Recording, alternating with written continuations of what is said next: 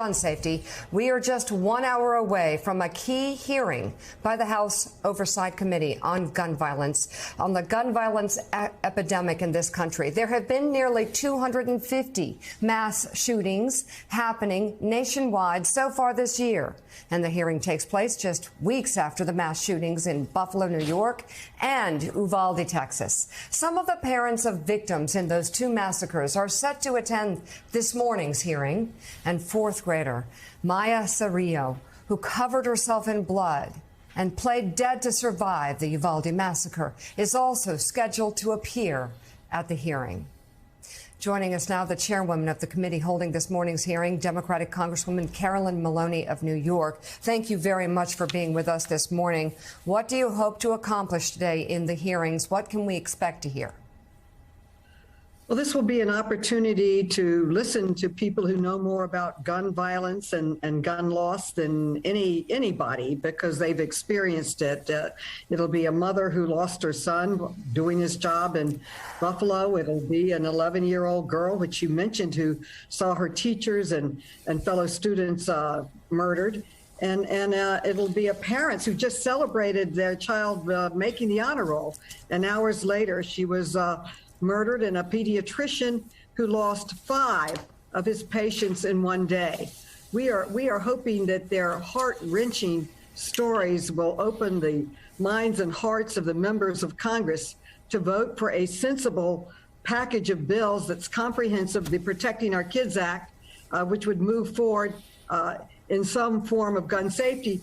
250 mass shootings is too much, and we stand alone in it. If guns made our country safer, we'd be the safest country on earth, and we are far from it. You know all too well that sometimes really compelling, passionate, personal, emotional testimony does not move the meter for Republicans on gun safety measures and any type of measures that might pull back restraints on assault weapons or raise the age. What will be different today, and what do you say to your Republican counterparts who have not done anything? The argument that we've even heard yesterday from some senators is, well, they're already out there. There's so many of them out there, and they're needed to kill prairie dogs, varmints. Yeah. I think it's a national scandal, and we have to keep trying. Every time we have a mass shooting, I think this time it'll be different. This time we're going to keep on trying till we pass it. The American public overwhelmingly supports common sense gun safety measures. Let's hope that their elected representatives will also hold the same belief. And finally, they need to be held accountable in elections. We have to change this. We stand alone. Other countries do not have mass shootings like we have. We have more than any other country by far. And it's because we have not acted on gun safety measures. Personally, I think our package doesn't go far enough. We should ban these assault weapons. They're weapons of war. They belong on the battlefield, not in the schools and neighborhoods of where our children play and where our children work. It's a scandal. It needs to stop, and we need to start acting in every way possible. The press, the Congress, communities, to hold people accountable for their votes and to continue to press for sensible gun safety laws, which every other country in the world has put in place. We stand alone with the number of deaths, as you mentioned, 40,000 in 1 year, 250 mass shootings. Other countries don't have any because they have sensible gun safety laws. We have the laws before us today. Let's vote for them and move forward. Thank you for having us, and thank you for speaking about it. It's important that you share these stories with the public.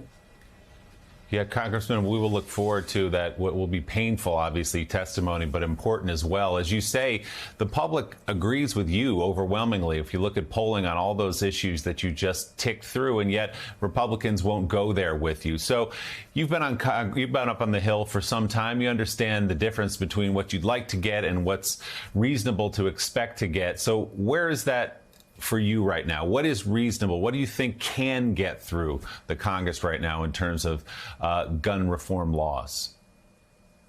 Well, I was at a meeting this morning with Senator Schumer. The bill will pass in the House today. It will go to the Senate. There is a committee working on trying to come forward with a package that can pass the Senate. He is giving it everything he has. We are backing him up. The American people need to reach out to their senators and members of Congress and urge them to do the right thing and pass sensible gun safety laws. I want to make clear that this does not in any way violate the Second Amendment of the Constitution.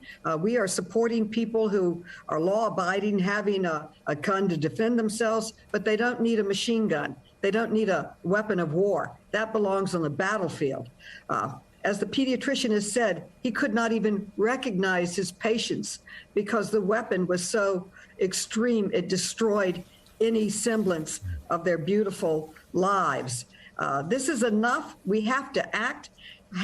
Where is the political will? We as a nation need to come together to protect our children.